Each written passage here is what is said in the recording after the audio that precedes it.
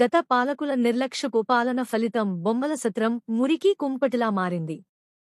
NMD Farooq గారి నాయకత్వంలో బొమ్మల సత్రం ప్రాంతాన్ని అన్ని విధాలుగా అభివృద్ధి చేసి తీరుతాం.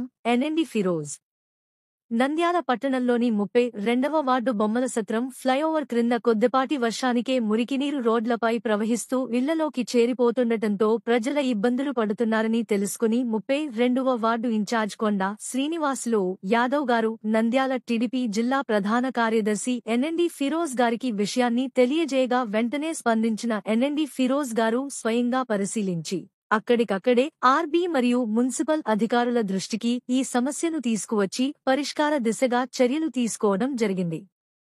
ఈ సందర్భంగా ఎన్ఎండి ఫిరోజ్ మాట్లాడుతూ గత పాలకుల 20 ఏళ్ల నిర్లక్ష్య పాలన వల్ల బొమ్మల సత్రం ప్రాంతం చాలా వెనుకబడిపోయిందన్నారు.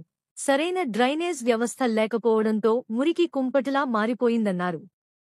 బొమ్మల సత్రం డ్రైనేజీ వ్యవస్థకు నిర్మాణాలు మరియు మరమ్మతులు చేపట్టకుండా 20 ఏళ్ల క్రితం ఉన్న డ్రైనేజీ వ్యవస్థతోనే కాలం వెళ్లదీశారన్నారు.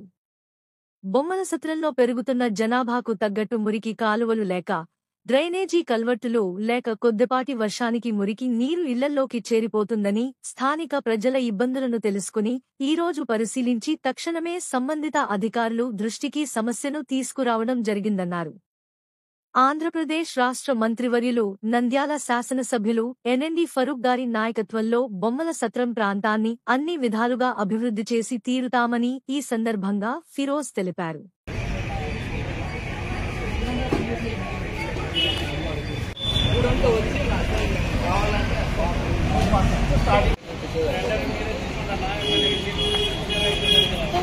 వాళ్ళకి ఇవ్వడం కదా మీరే ఎవరైనా అనిపిస్తుంటే